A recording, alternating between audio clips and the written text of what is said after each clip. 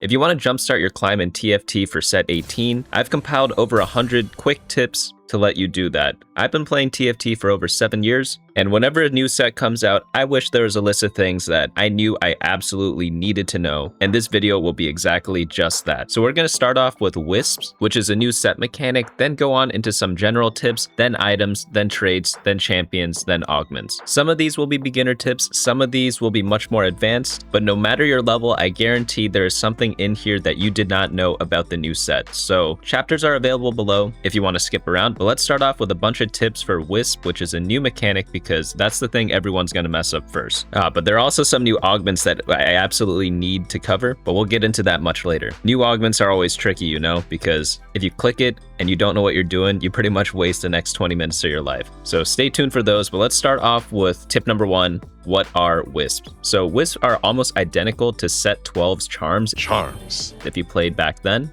And there are essentially 3 different types of Wisp: Econ, Combat, and Resource Generation. Econ Wisps provide extra money in the form of units, gold, experience, or rerolls. Combat Wisps provide effects that happen during combat, ranging from board-wide buffs, temporary items, or even stunning the whole board. Resource ones can provide permanent items or emblems at the cost of gold. But now that we know what Wisps are, let's talk about how to use them, when to use them, and also go over some tricks on how to min-max some of my favorite Wisps out there. But with that in mind, you do not have to buy every single Wisp that you see. Just because it's shiny and on your screen doesn't mean you have to click it. For example, if you are lose streaking and a Wisp provides combat value, it's often best to skip it if you're trying to keep your lose streak up. Next, a lot of Wisps might not be even relevant to your board. You could get something that gives a nice big unit upgrade, but maybe you don't have room on your board to even use that. So pretty much you always need to think actively whenever you're choosing whether to buy it or not. Next, Wisps appear every other shop, which means that during your roll down turns, you need to be buying the first acceptable Wisp that you see out there, because if not, you're wasting one of your shop slots every couple of rolls. The term acceptable here can mean anything that is semi-useful to your board.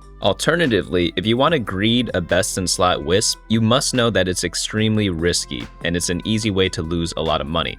If you're in a spot where you must force a specific Wisp, try to field 5 Blossom to double your odds for that happening. Another thing that's important about Wisp is reading the entire description. I know that sounds silly, but again, the stereotype, TFT players do not read. You need to be reading, because a lot of Wisps have certain requirements. For example, some of them demand that you win to trigger its effect. So if you do get a conditional Wisp like that, make sure to scout thoroughly to make sure you could actually fulfill the requirement. Now I want to talk about one of my favorite Wisps out there. It's called the Polymorph Wisp, and it can be incredibly powerful in the right situations. Polymorph turns a random unit of a specified cost into a tier higher. So if you have one for 2 costs, it'll transform into a 3 cost. But obviously when you use Polymorph, you want to be upgrading your upgraded unit. So if you have a 1-star 2 cost and a 2-star 2 cost, you want the 2-star 2 cost to get upgraded, because then you get a 3-star 2 cost. So what you can do whenever you get offered these Wisps is to sell all your 1-star units of that cost level so that you guarantee a 2-star unit into being upgraded. This is a great little trick, but obviously you have to play flexibly in order to use Polymorph. Now, to avoid one of the mistakes that I made in one of my previous games is to be careful of the Wisp that upgrades a unit in your shop, because it'll make that unit cost the full amount. For example, if you take that Wisp, a 1 cost 2-star unit costs 3 gold instead of 1. So make sure you calculate the gold that you need in order to buy the unit before taking this Wisp. Now, if you've been losing weight and you see the Wisp bunch of belts, you can actually go to the tailor and tailor your Wisp by benching units you do not wish to have belts on. Generally, you just want these on your tank units. Now for some mental math, try to calculate the estimated value of Wisp that have randomness to them. That way you'll know if it's actually worth it for your board or not. For example, clicking something like all 5s when you only have 1 5 cost that you want to hit, that could be a waste of 10 gold, because chances are it's not going to show up. However, if you're playing something like a fast 9 comp where you can use any 5 costs, then it's going to be pretty good value. The Wisp back row star can be forced onto your primary carry by moving the rest of your backline units up to the 3rd row. Also make sure that you buy your Wisp before the round starts, because they disappear as soon as combat begins. This means you can't buy it mid-combat. It also unlocks a shop slot that was covered by the Wisp without having to buy it. Blast Potion is a great Wisp because it can easily cheese frontliners into not casting due to the stun. A well-placed Blast Potion can be fight-winning, especially against melee carries, so if you're running one, be careful if you see someone else take this. Health Potion, on the other hand, can be used to ensure that a weaker but important frontliner casts at least once. For example, an unitemized Rammus can have a fight-changing taunt that gets full value due to the health pot instead of just dying before casting. Mana Potion has a similar effect where you could try to squeeze out a second cast from someone with a high impact spell, so you could think about it as kind of like a temporary Protector's Vow that gets a lot of value even after the first cast.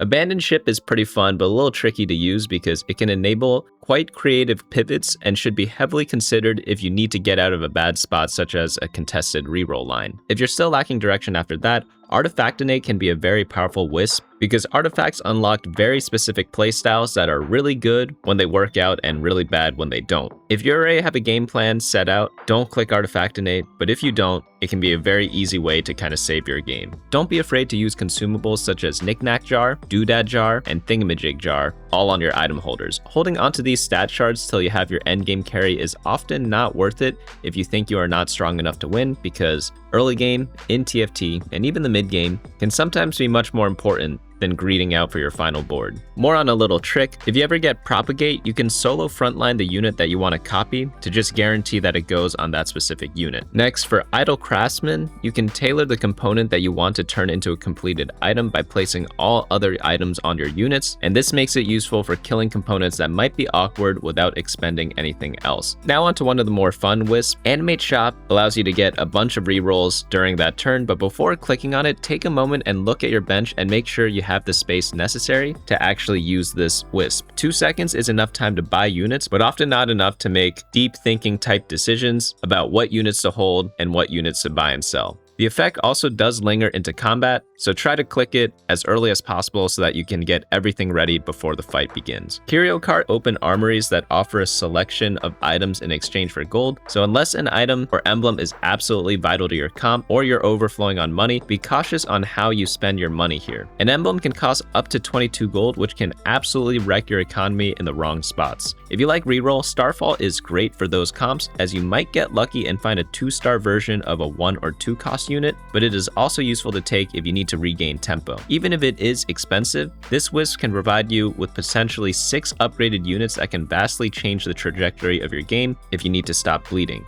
Now, if you're playing 1 cost reroll, make sure you do not click any Wisp that gives experience in stage 2. We've all done this before, we just auto-click the Wisp, and then we forget that it goes directly against the playstyle that we're doing for that game. So clicking something like Experience, where it'll auto-level you to 5 on 3-1 instead of letting you roll on level 4, pretty much forces you to abandon your initial game plan. My last Wisp tip is going to be about Moonlight Ritual. Moonlight Ritual can be a round-winning augment, where your lowest star 1 cost or 2 cost champion stars up in combat. So if you have a 3-star 1 or 2 cost unit, make sure you're not running any other of those in order to guarantee get them to 4-star. Before we get into some general tips for set 18, I want to make a bet with you guys. If you did not know all of the next 8 tips, you have to share the video with whoever you play double up with. And if you did know all of them, you're allowed to dislike the video. I might stump you guys on the first one already because the new TFT engine auto sets your game to medium graphics. So if you're used to something else, maybe you do low, maybe you do very high, make sure you change it to whatever you want because it's not going to save over from whatever the last engine was. But back to the actual gameplay, econ augments right now are in general indirectly buffed due to money being more important in this set.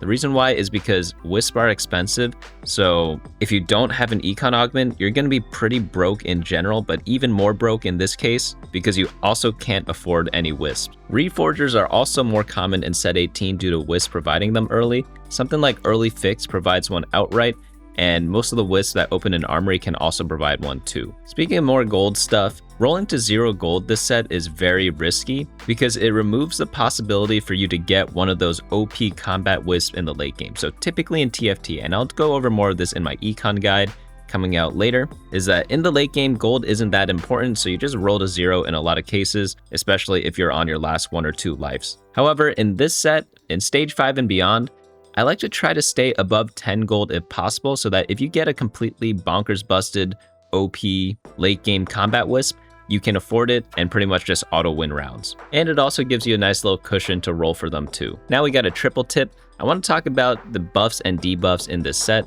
First, let's talk about burn and anti-heal. The Inferno trait, the Wisp, Sunfire Sorcery, Infliction, and Cinderling can all give you the wound effect if you are missing anti-heal, so you don't always have to build a Sunfire Cape or a Morello Namicon. There are a couple of different ways to activate that effect. My favorite one is just using the Inferno trait, just because it's a nice splash to kind of put in. Next we have is a slow debuff. This is available through Karma, Gromp, and Ash, and there are also some Wisps that give this too, but slow debuff is pretty good in neutralizing the opponent's carries, and while it's not mandatory, it is something to consider if you need a random +1 for your team. Next we have is Shred and Sunder. So Kale, Kog'Maw, and the Wisp Tattered Armor and Infliction all apply Shred and Sunder, but for Shred specifically, Kale only provides 20%. So if you do have a Kale, like, yeah, it's not mandatory to get something like a Void Staff or an Ionic Spark, but those items are still buildable in that comp. So in the super late game, it's not a bad idea to just add those in anyways, even if you already have a Kale. My last little thematic change tip for this set is going to be about reroll comps. So reroll comps actually get a little bit indirectly buffed this set because they get to see a lot more Wisp. If you're constantly rolling every single turn, you can afford to maybe go for something a bit better.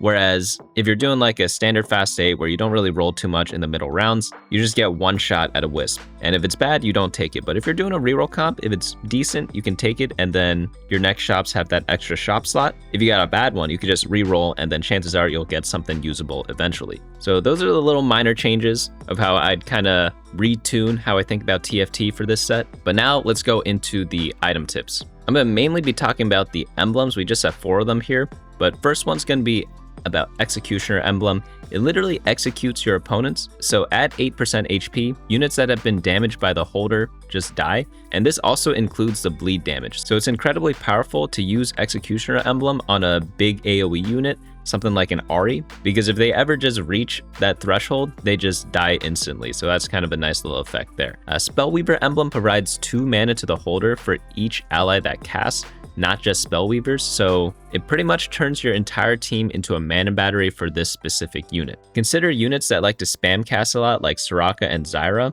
and do not use this on units that are mana locked because you'll just lose out on a lot of value. Now, I want to talk a little bit about tanks this set. They either have health or AP scaling that increases healing or shielding. That's typically what happens. So with that in mind, the item Crown Guard is a lot more appealing in this set than it has been in previous ones. So consider this item heavily if Rod is not important to your item economy. For example, if you're going attack damage comps, Rods are pretty much useless, so just turn them into a bunch of Crown Guards. Now, I want to talk about everyone's favorite item, Rage Blade. It's always one of those iconic TFT items, right? But this item is a great early game item, but it does not have a lot of great users this set in the 4-cost pool. So just keep that in mind when you are building this. If you do slam it, you want to ensure that you are likely to win streak, or maybe you could combine it with something like a Gambler's Blade. You pretty much just need to make sure you really make use of its attack speed, because the amount of outs this item has is a little bit reduced in this set. The ideal endgame from a Rage Blade opener is something like a Draven 2, and yeah, sure, units like Aphelios can use it, but I find that a lot of the attack speed based champions in this set prefer something more with upfront attack speed from something like Red Buff in order to end fights faster rather than stall out like how Rage Blade has typically been used in the past. This one might change based on what patch we're in, but that's been my finding so far. And obviously, it's still usable because a lot of units do still need attack speed.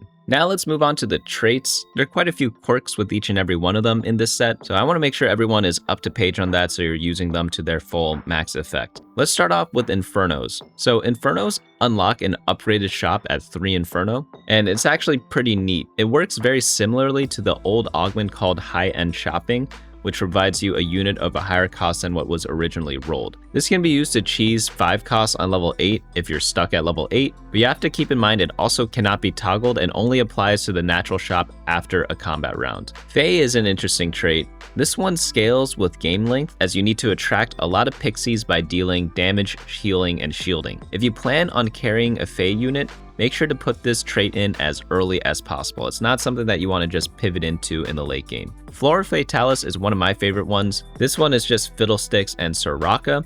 but 2 Flora Fatalis is basically just getting a Gunblade plus a mana item on your units. So with that in mind, you pretty much want to focus purely on building damage on these units if you're carrying them. Keep in mind this also applies to someone with the emblem, so you don't really need those like helper items with them. You can focus on stuff like having a Deathblade or a Rabadon's Deathcap. With the Gunblade effect, you can also use it to do some sort of stallish comps that scale as the fight goes longer and longer, because that effect generally works really well with stall comps. Next, we have our Hunters, and they all know that face is the place. They gain 10% damage amp if they haven't changed targets in the last 4 seconds, so you want to focus them on the main tank to take advantage of this 10% damage amp buff for as long as possible. So scout around, look to see where your opponents are placing their tanks, and then put your Hunters right in front of them. Now we have to use the A word. Adapters change abilities depending on whether their AD or AP is higher. They also get more of that stat for each trait level, but you could also play other traits that give team-wide bonuses to kind of tailor your adapter trait. You don't always have to build specifically AD or AP items to unlock certain forms. For example, if you're playing 2 Spellweaver, is a great way to guarantee that you get the AP form on your adapters. Because a lot of items out there right now, they give both stats. So sometimes you don't know which one's going to be higher, because it might be around tied. Executioners are the crit trait of this set, and they innately gain precision, which is spell crit, if and only if 2 or more are fielded. So look to make other items that benefit from crit, such as Striker's Flail and Gnasher's Tooth for these units, as those are often going to be the best in slot for these. Next, we have our Defenders, which can be the bastion of your team's frontline. They provide a bunch of armor and MR to your entire team if 2 or more are fielded, so it's a nice little splash trait. So if you're ever dying to a bunch of AoE in the late game, you know how sometimes your backline units just die randomly? Consider running Defenders, because it's a nice tricky way to buff up everyone's defense. Next up, we have our Ravagers, and these deal bonus damage to units that are below 50% HP. So what you want to do with Ravagers is position them all on the same side to make sure that they focus the same unit. And you also want to target their weak side first. You know how some people put their primary tank on one side? You want to be attacking the other side in order to take full advantage of this effect. Elderwood summon plants for your team, and the trees stun enemies when killed and should be placed outside your front line to disrupt enemy units. Life Bloom, which is the flower, should be placed in the back as it provides your team with stats as long as it is up, so definitely you want to protect it and not clump it near all your other units so that it dies to AoE. Next up we have is Blackthorn, which creates a sacrificial hex and provides health and bonuses based on the unit's role. Generically, tanks are usually the best sacrifice as they offer extra HP and defensive stats, but obviously your specific boards may vary. Lunar is a trait that provides special hexes, but unlike the past, they are movable. Lunar hexes appear in a 1 hex range around lunar units, so there are pretty much no more rage bait hexes that might make you susceptible to a lot of enemy CCs and by grouping everyone together. However, I will say that you should not try to get max value from the hexes if it means getting CC'd, so always be scouting, look out for the AoE stun units, and plan accordingly there. 2 Primal lets you pick 1 of 4 effects. 4 Primal allows you to pick an additional effect, but requires you having a Lux or an emblem, and if you're not carrying a Primal unit, default to the health regen buff as it buffs your entire board, whereas if you are carrying one, make sure to tailor it to whatever your carry needs. Eclipse is a special trait that can only be activated by playing 3 Solar and 3 Lunar, and there are essentially no Eclipse trait units. What the Eclipse does is it executes the lowest HP unit after 10 seconds, and every 4 seconds after that. This is an extremely powerful effect, but it requires playing very low quality units unless you have emblems or 3-star Solar units. So if you ever do want to try to go for this, build a quality frontline to maximize value from this broken effect, and try to make sure you have some 3 stars. The last trait I want to cover is Blossom. Early Blossom can really snowball your game. 3 Blossom empowers your Wisp, making them cheaper or more powerful, and 5 gives you a Wisp every single shop instead of every other shop. 7 gives you 4 gold for each Wisp that you purchase. But let's get into the champion tips now. These are a bit more fun. These I think are some of the most interesting ones. Let's start off with Vhagar. So Vhagar gets permanent AP for every kill that he gets with a spell, so if you do have an early Vhagar 2 stacking, consider chasing Vhagar 3 and using him as your main carry. He kind of reminds me of Ezreal from set 17.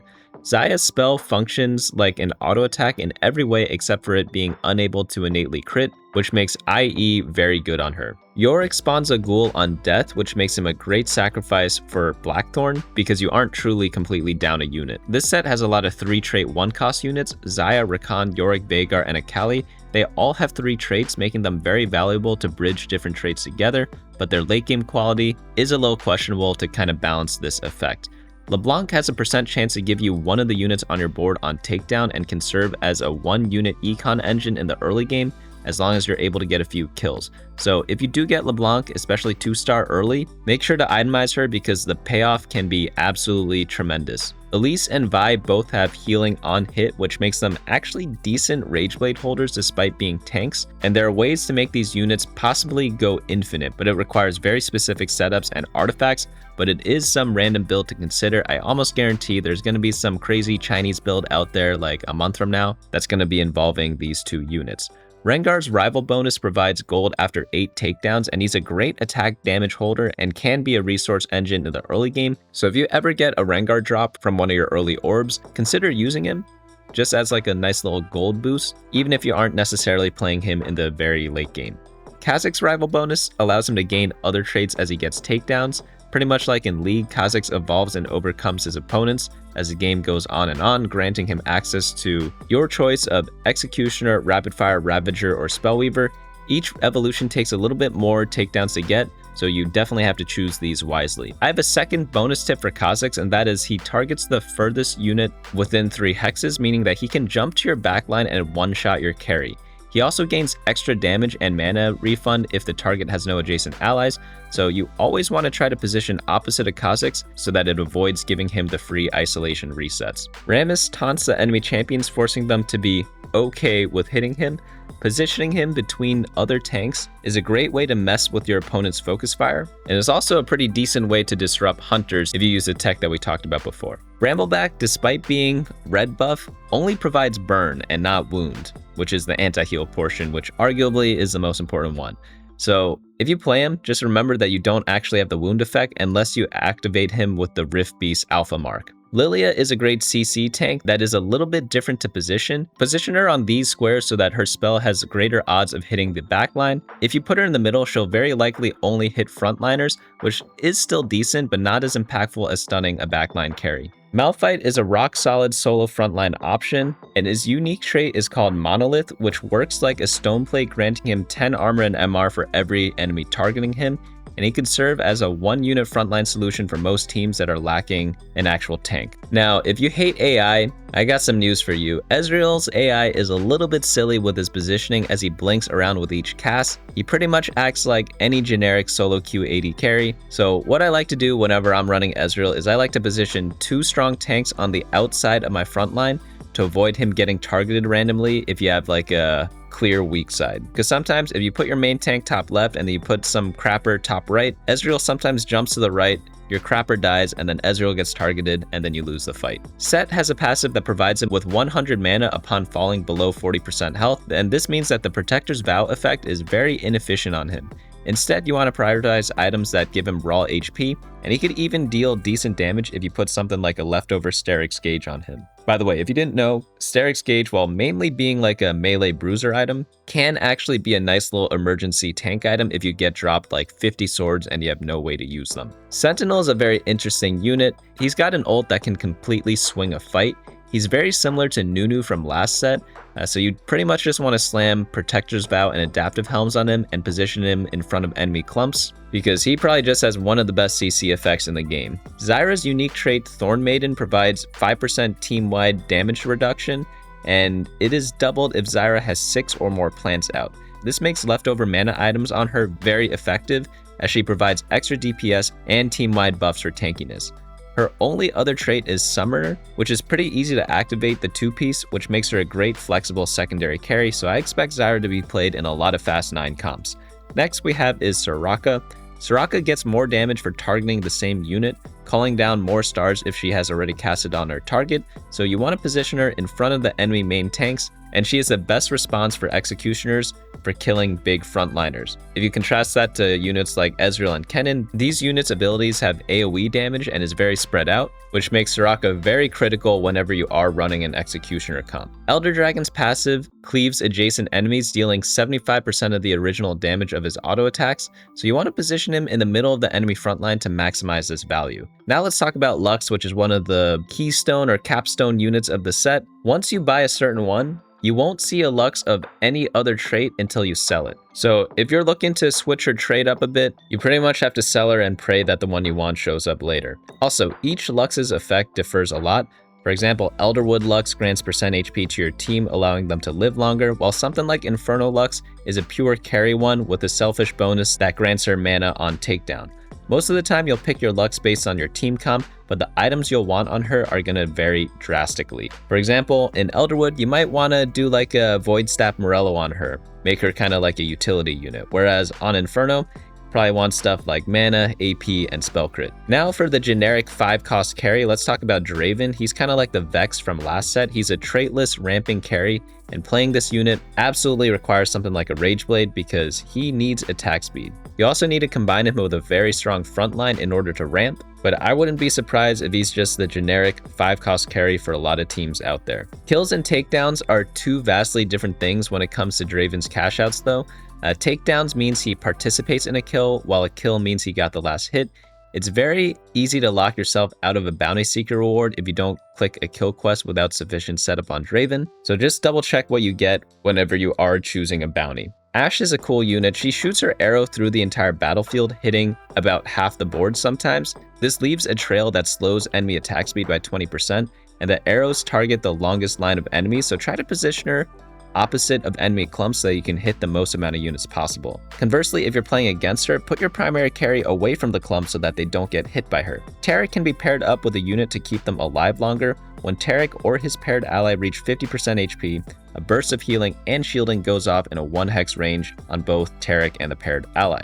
This can be incredibly useful to keep a melee carry up in an extended fight, or he can be used to prevent your backline carries from dying to AoE. If you want the healing to proc on the ally reaching 50% instead of Taric, make sure to middle him and have him targeted as late as possible. Kennen will dive to your backline if you're not careful, as he prioritizes the nearest clump, dashes through them, and unleashes a 2-hex AoE with a lot of damage. So if you're playing a comp with a solo carry, try to have them as far away from Kennen as possible, preferably with no units beside them, so pretty much the opposite of how you would treat Kha'Zix. This way, it reduces the chances of Kennen dashing towards them. Ivern is the first unit in TFT history that has a shield that can interact with precision, so this makes him both a great support unit and a damage dealer.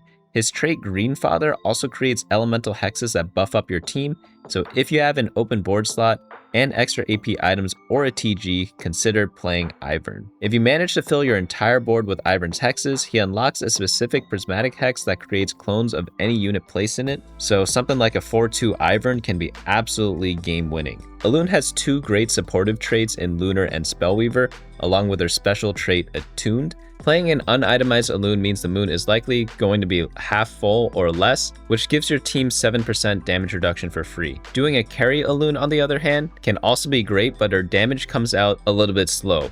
So when you are playing Elune, do not expect to proc the full moon if you don't have at least one mana item and a strong front line. Lastly, let's talk about Caitlyn, Kayle, Master Yi, and Gnar. These are all specialist units, which means that they do not have mana, so absolutely do not build mana items on them. So you can't really cheese CC effects like putting Protector's Vow on Gnar, as the mana will go to waste. I want to make special mention of this because especially someone like Caitlyn, in previous sets, she's usually an attack caster, so I sometimes just default building Shojin on her, but this set, nope, don't do that, she has no mana. Now we finally get to the most important section, the augments. So you need to know how to use the new augments. I'm going to try to go over all the critical ones because if you mess it up, you just lose the game. TFT is just kind of like that sometimes. And by the time you get the augment offered to you the second time, you do know what to do, but it's always that first run that's like kind of rough. So hopefully by watching this, you kind of skip that phase. We'll be covering a lot of these. Let's just get right into it.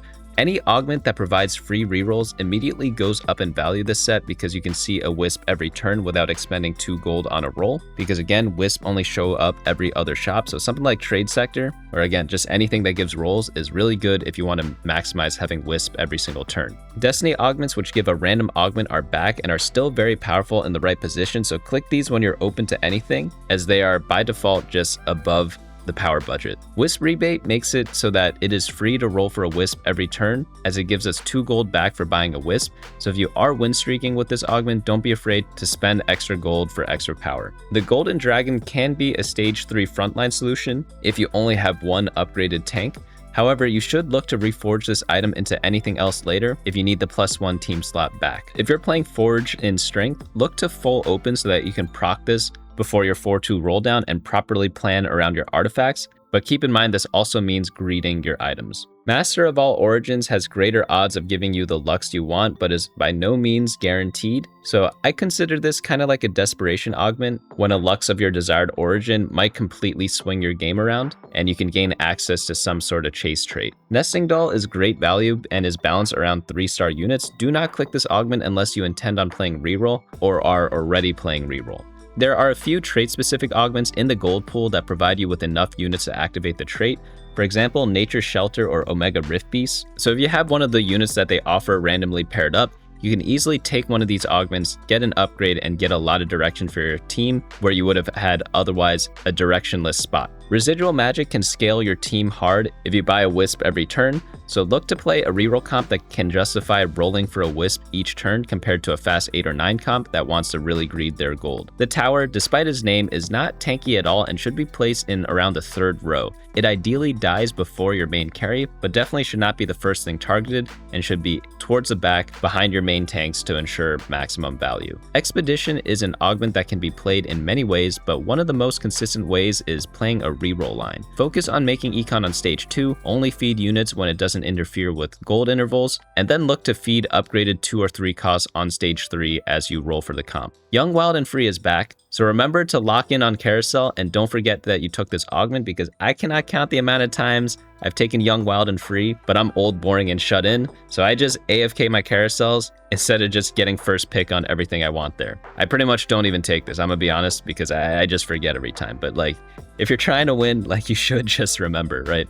Caretaker's Favor might sound enticing for reroll as it provides anvils that allow you to search for best in slots, but it can take too long to pay off if you stay down. So default for a fast state if you do click this augment. Hard Bargain is an excellent augment to take if your opener is good to slightly above average. Definitely look to win or mix streak with this augment, because if you do end up lose streaking, your game is likely over. To get decent value from this, ideally you are 3rd or 4th pick on Carousel all game. Seraphim Staff is a great augment if you are defaulting any AP line. So look to make at least 2 if not 3 Archangels if possible, as that is enough AP to proc the mana regen passive immediately. Obviously this number changes based on how much AP you get from traits, such as from Spellweaver. But pretty much only click this if you know you'll have access to a second Archangels by around stage 3. Next, Riot balances random output augments by making them slightly above average. A standard augment such as Big Grab Bag provides 3 components, but something like Swordsmith and Staffsmith offer 4 total components instead due to the decreased flexibility. Even if the result is random, more often than not, these augments are pretty good and will perform decently well. Don't click augments such as Birthday Reunion or Birthday Present if you are not confident in your opener. Even if they provide you with units, most of the power budget of these augments is the guaranteed 2-star 5 cost, meaning that you must get to level 9, which not a lot of openers can do. So be very careful before you take this, but obviously if it's a super high econ game such as like an econ opener, it's a bit easier to get. Trait Ladder is a new augment that grants you rewards based on how many traits you are currently fielding. This makes 3 trait units extremely valuable, so look to play around Azir and Fiddlesticks as they can be activated with 2 pieces. Verticality works with emblems and can be a very good way to provide stats to units that might otherwise not have access to. For example, Elderwood stat on a Draven in a 7 Elderwood setup can serve as a replacement for an AD item. Weight the Worth is a new reroll augment that provides you copies of a champion after 3-starring them. This effect only happens once, so make sure your first 3-star is the one you actually want to 4-star.